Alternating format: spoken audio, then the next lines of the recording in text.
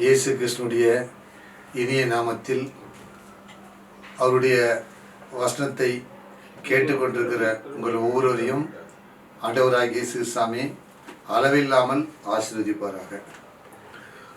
பரிசுத்த வேதாகமத்திலிருந்து old testament, பழைய ஏற்பாடு. இந்த பழைய ஏற்பாட்டில் ஏசியா என்கிற தீர்க்கதரிசி இருக்கிறார். எத்தனையோ தீர்க்கதரிசிகள் இருக்கிறாங்க. ஆனால் ஏசியா என்கிற ஒரு தீர்க்கதரிசி, ஒரு பெரிய மேஜர் தீர்க்கதரிசி, மேஜர் ப்ராப்பர்ட்.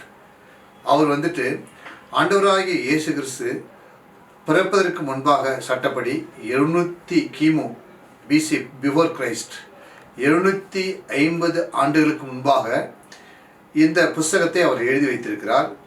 அந்த புஸ்தகத்திலே 40ஆம் அதிகாரத்திலே 27 முதல் 31 வசனங்களை குறித்து இந்த நாளில் நாம் தியானிக்கப் போகிறோம். நான் அதை வாசிக்கிறேன். யாக்கோபே, இஸ்ரவேலே, என் வழி கர்த்தருக்கு மறைவாயிற்று என்றும். நம்ம என்ன செய்கிறோம்? நம்முடைய வாழ்க்கையில் துன்பம் வரும்பொழுது, கஷ்டம் வரும்பொழுது, தோல்விகளை சந்திக்கும் பொழுது, கண்ணீர் வரும்பொழுது, கவலை வரும்பொழுது, வேதனை வரும்பொழுது நம்ம என்ன செய்யறோம்னாக்கா, ஆண்டவரை பார்த்து நம்ம கேட்குறோம். எப்படி என்ன கேட்குறோன்னாக்கா, என்னுடைய வழி என்னுடைய வே ஒருவேளை கர்த்தருக்கு மறைவாயிற்று, கடவுளுக்கு தெரியாமல் இருக்குமோ, என் நியாயம் தேவனிடத்தில் எட்டாமல் போகிறது என்றும் நீ சொல்வானேன். நம்முடைய நியாயம், நம்முடைய காஸ், நம்முடைய வழி கர்த்தருக்கு தெரியல, நம்மளை அவர் அறிஞ்சிக்கல. அது இல்லாமல் நம்முடைய நியாயம் மனுஷனிடத்தில் தான் நம்முடைய நியாயம் எடுபட்டு போகுதுனாக்கா, ஆண்டவர் இடத்துல நம்முடைய நியாயம் நம்முடைய நியாயம் எடுபட்டு போயிட்டு என்று சொல்லிட்டு எட்டாமல் போகிறது என்று நம்ம சில நேரத்தில் அங்கலாய்க்கிறோம், புலம்புகிறோம். அப்படி ஒரு கேள்வியை இந்த ஏசியா தீர்க்கதரிசி எழுதி வைத்திருக்கிறார். அதுக்கு ஆண்டவர் சொல்றாரு, பூமியின் கடையாந்தங்களை சிருஷ்டித்த கர்த்தராகி அநாதி தேவன், அதாவது வானத்தையும் வானத்தில் உள்ளதையும் சிருஷ்டித்தவர், அதற்கு எல்லைகளை உண்டு பண்ணி, கிழக்கு மேற்கு வடக்கு தெற்கு என்று பல எல்லைகளை உண்டு பண்ணி அந்த டைரக்ஷனில் என்ன செய்தார்? அநாதி தேவன்னா அவர் எப்பொழுதும் இருக்கிறவர், எப்பொழுதும் உயிரோடு இருக்கிறவர். அவர் என்ன செய்கிறாருனாங்க, அவர் சோர்ந்து போவதில்லை, அவர் இலைப்படைவதும் இல்லை. இதை நீ அறியாயோ? நம்ம தான் என்ன செய்கிறோம்?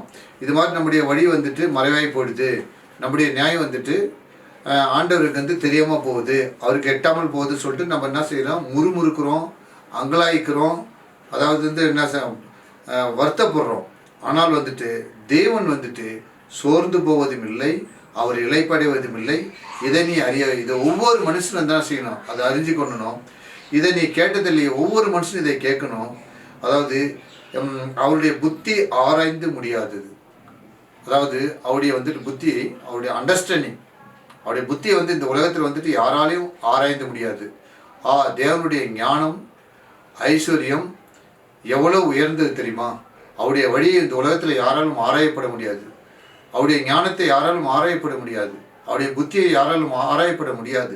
அப்படிப்பட்ட புத்தி தான், அப்படிப்பட்ட ஞானம் தான், அப்படிப்பட்ட அறிவு தான் ஆண்டவராகிய இயேசு கிறிஸ்து. அவர் என்ன சொல்கிறாருன்னா, மேற்கொண்டு சோர்ந்து போகிறவனுக்கு அவர் பலன் கொடுத்து, எப்படின்னாக்கா யாரெல்லாம் இந்த சோர்ந்து போகிறாங்களோ அவனுக்கு ஸ்ட்ரென்த்து கொடுக்குறார், பலன் கொடுக்குறார். பலன் கொடுத்து சத்துவம் இல்லாதவனுக்கு சத்துவத்தை பெருகப்படுகிறார். யாரெல்லாம் சோர்ந்து போகிறாங்களோ அவனுக்கு பலன் கொடுக்குறாரு.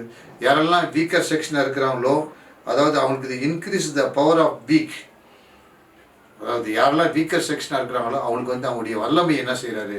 அவருடைய ஸ்ட்ரென்த்தை இன்க்ரீஸ் பண்ண வைக்கிறார். அது மட்டும் இல்லாமல் இளைஞர் இலைப்படைந்து சோர்ந்து போவார்கள். இப்போ யூத்துக்கெல்லாம் இருக்கிறாங்க. ஆனால் யூத்து கூட பார்த்தீங்கன்னா, அந்த காலத்தில் இருந்த யூத்தெல்லாம் ரொம்ப ஸ்ட்ராங்காக இருந்தாங்க.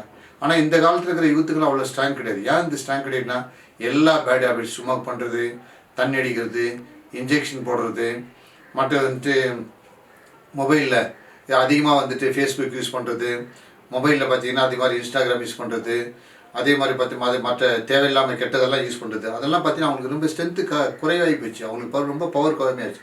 ஆனால் இலைப்படைந்து என்ன செய்தாங்க? சோர்ந்து போவார்கள். இந்த காலத்தில் இருக்கிற இளைஞரெல்லாம் இலைப்படைந்து சோர்ந்து போகிறார்கள். வாலிபரும் அதை இடறி விழுகிறார்கள். வாலிபர் என்ன செய்கிறாங்க? இடையிறி விழுந்து போகிறாங்க. அதாவது அவங்களுக்கு துன்பம் வரும்போது, கஷ்டம் வரும்பொழுது அதை அவங்களுடைய அவங்களுக்கு அந்த கெப்பாசிட்டியிலே கிடையாது.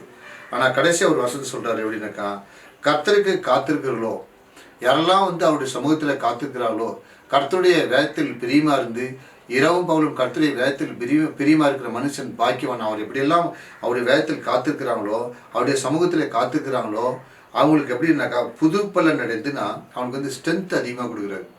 அதாவது ஃபார் எக்ஸாம்பிள் சொன்ன பண்ண கழுகு இருக்குது, எல்லா முடியும் உதிர்ந்து போயிடும். உதிர்ந்து போயிட்டு அந்த கடைசி நேரத்தில் பார்த்தீங்கன்னாக்கா அது மொட்டையாக இருக்கும். ஆனால் திரும்ப வந்துட்டு என்ன செய்யணும், எல்லா முடியும் முளைக்கும்.